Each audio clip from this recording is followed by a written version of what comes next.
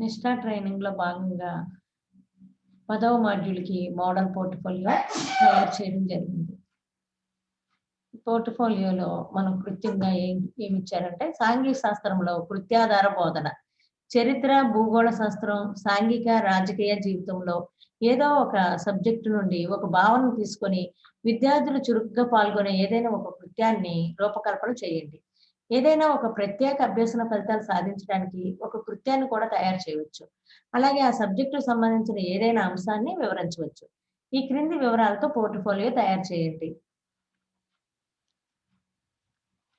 ఇక్కడ నేను ఈవీఎస్‌లో 5వ తరగతిలో ఈవీఎస్‌లో మనం ధరించే దుస్తులు అనే అధ్యాయం నుంచి మన దుస్తులు, మన సంస్కృతి అనే అంశాన్ని తీసుకున్నాను.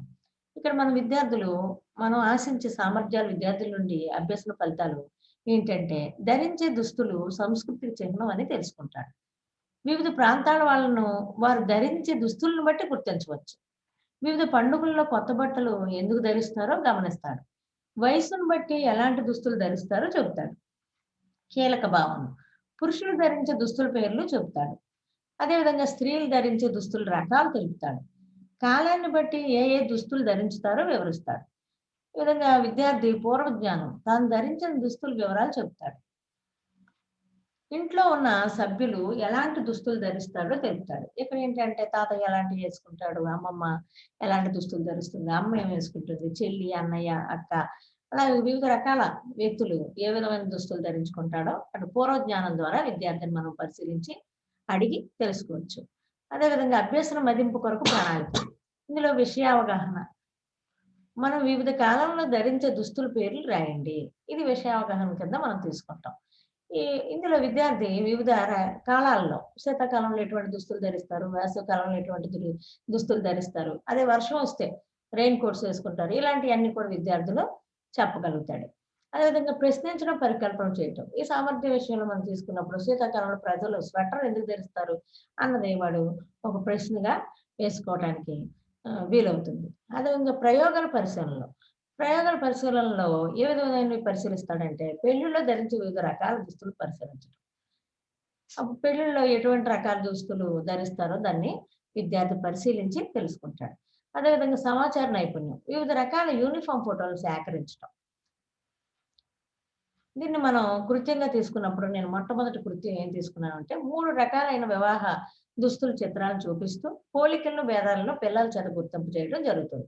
ఇందులో నేను మొట్టమొదట ఆంధ్ర వివాహం, అదేవిధంగా తమిళ ఎటువంటి వివాహంలో ఎటువంటి దుస్తులు ధరిస్తారన్నది తీసుకున్నాను. అదేవిధంగా కాశ్మీరీ వాస్తవ్యులు ఎటువంటి దుస్తులు ధరిస్తారన్నది మనం ఇక్కడ ఇక పటాలను, చిత్రాలను చూపించి విద్యార్థుల చేత పెళ్ళికొడుకు ఎలాంటి వస్త్రాలు ధరించాడు. అదే ఆంధ్ర వాళ్ళైతే మరి హాఫ్ హ్యాండ్స్ చొక్కా ధరించడం, పట్టు పంచె ధరించడం, మరి కండువా ధరించడం ఇక్కడ మరి గుర్తిస్తాడు.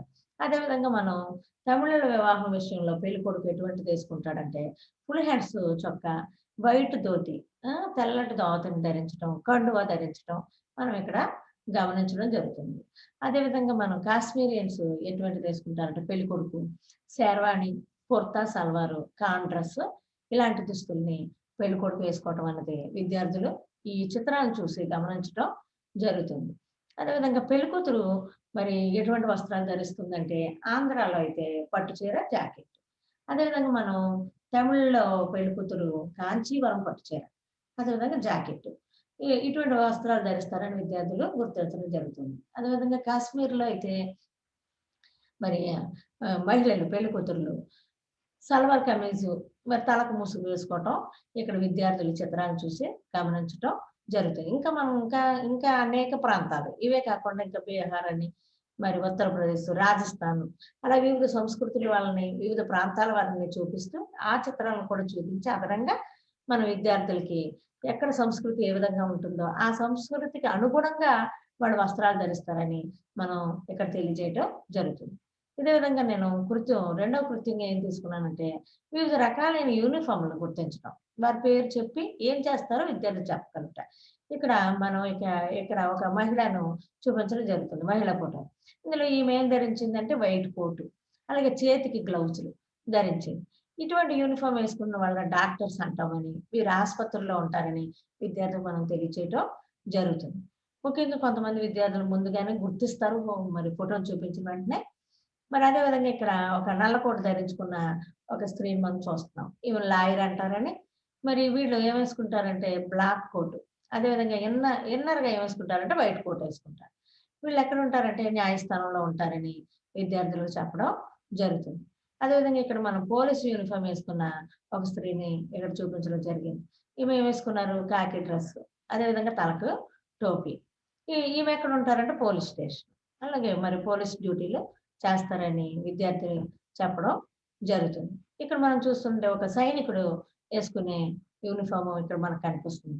సైనికుడు. ఈ సైనికుడు ఏ డ్రెస్ వేసుకున్నాడు? ఏ కలర్ అంటే ఆలివ్ కలర్ డ్రెస్.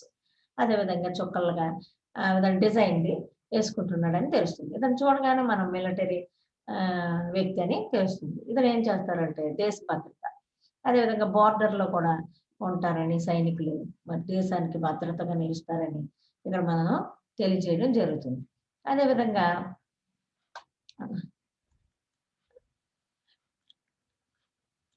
ఈ విధంగా మనం విద్యార్థులకి ఇంకా వేరే డ్రైవర్లు ఏసుకునే యూనిఫార్మ్ చూపించొచ్చు. ఇంకా అనేకమైన రంగాల్లో అనేకమైన వ్యక్తులు ఏసుకునే యూనిఫార్మ్ చూపించొచ్చు. అదే విధంగా మనం ఇక్కడ పైలట్ మరి విమానాలు నడిపేవాళ్ళు, హెలికాప్టర్ నడిపేవాళ్ళు, విమానాలు నడిపేవాళ్ళని మరి వాళ్ళు ఎటువంటి పైలట్ అంటామని, వారు ఎటువంటి దుస్తులు ధరిస్తారంటే తెల్ల చొక్కా, నల్ల ప్యాంట్. అదేవిధంగా టోపీని ధరిస్తారని ఈ విద్యార్థికి తెలియజేయడం జరుగుతుంది. అదేవిధంగా వివిధ రకాల ఇంకా డ్యూటీలు ప్రభుత్వ డ్యూటీలు చేసే వాళ్ళని ఏ విధంగా చేస్తున్నారన్నది మనం తెలియపరచడం జరుగుతుంది. ఇప్పటివరకు చేసిన మాడ్యూల్స్ అన్నీ కూడా మీరందరూ వీక్షించారు. అందుని బట్టి అందరికి థాంక్స్. ఇంకా కొంతమంది సబ్స్క్రైబ్ చేసుకుంటలేదు. అందరూ కూడా సబ్స్క్రైబ్ చేసుకోవాలని మరి అక్కడ రెడ్ అక్షరాలతో మరి సబ్స్క్రైబ్ అనేది వస్తుంది. దాన్ని మీరు ప్రెస్ చేసిన వెంటనే గంట సింబల్ వస్తుంది. ఆ గంటను ప్రెస్ చేస్తే బెల్ ఐకాన్ దాన్ని మీరు చేస్తే మీరు ఫర్దర్ నా యొక్క వీడియోస్ నోటిఫికేషన్ మీకొస్తుంది. కనుక మీరందరూ కూడా సబ్స్క్రైబ్ చేసి నా యొక్క వీడియోస్‌ను చూడాలని మరి ముఖ్యంగా కోరుతున్నాను. అందరికి థాంక్స్.